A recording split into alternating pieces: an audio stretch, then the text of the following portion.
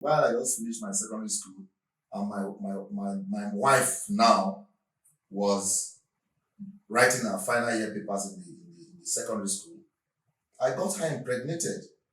I was oblivious of what I was doing. It is today of yesterday. Mom's teary sacrifice spilled on the soil of Wero Grammar School for her son.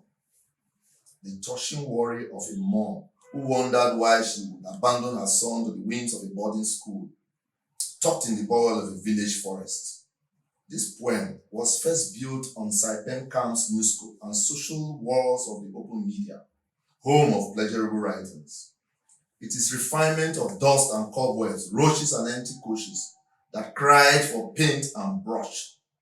It is the official south to north transfer of a jolly good poet visiting the corner bits of his country.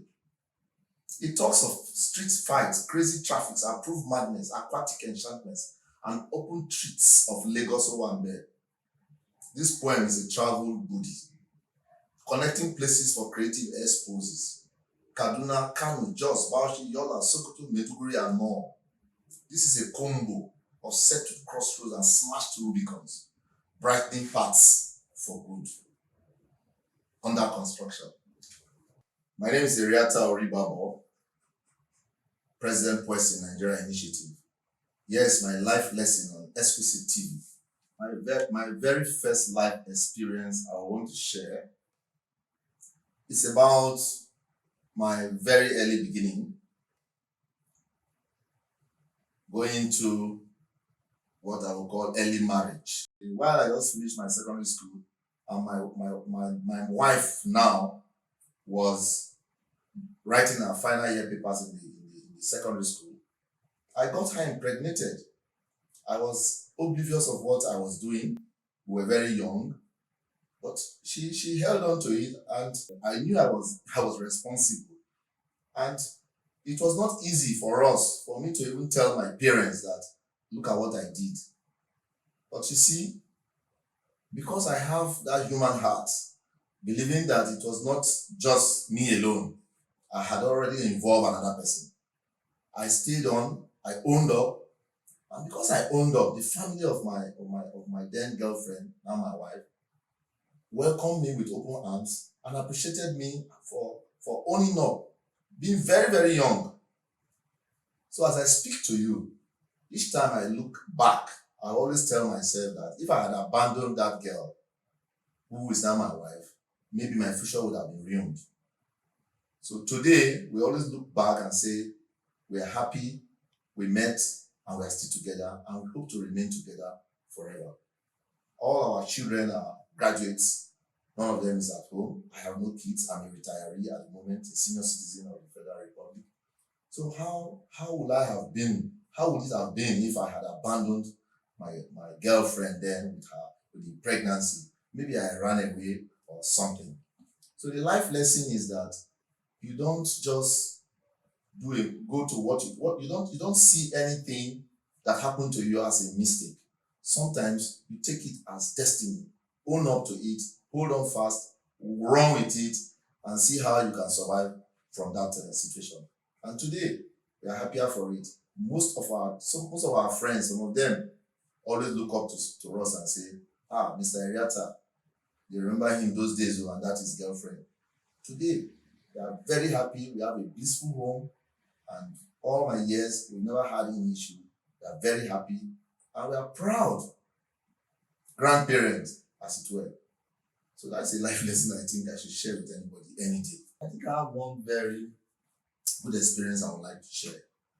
And that experience had to do with while I was working in Abuja. As the head of the transport section, several drivers were working under me. And there was this day that I started getting background information about one of my subordinates, a lady, who had colluded with one of my staff, a motor driver, the head of the drivers there, to want to put it that I, Mr. Eriata, was using company's fuel to fuel my car. Then we had a filling station where we go to fuel our official cars.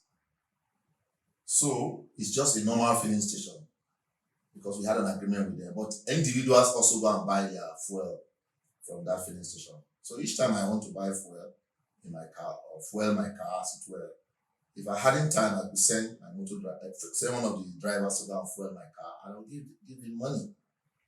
But this lady, for no reason, just wanted to destroy my good name in the office, my credibility, and colluded with the head of the drivers and wrote a letter to the headquarters in Lagos. Then I was working in Abuja, stating that I was using company fuel to fuel my car.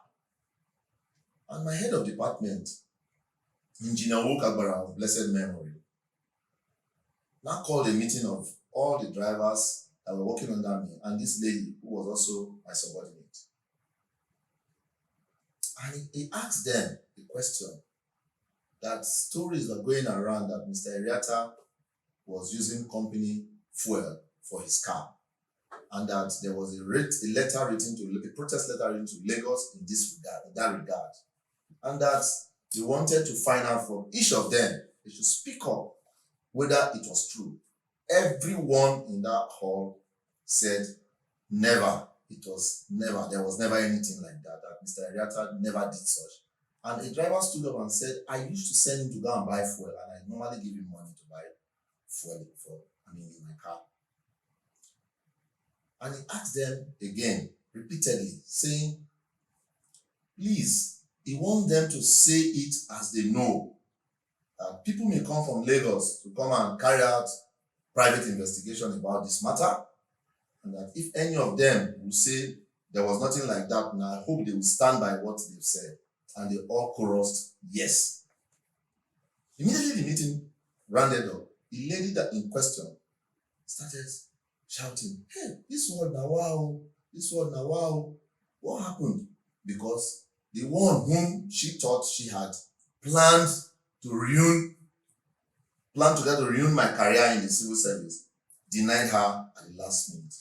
And thank God I retired. After many years, I retired without blemish. I was never queried. I retired happily. I was celebrated across the country on retirement. After retirement, I stumbled on this lady in an event in Abuja, and she walked up to me and apologized for what happened in the past. So life is just a stage. But whatever you do, you always have the repercussion one way or the other. So the lesson here is that be straightforward all the time. Always respect your bosses while at work. Respect authority. Don't underrate anyone while working, because the one you have underrated may be the one that will save your life. All those drivers are my friends till date. I think that is a life lesson I would like to share. Thank you.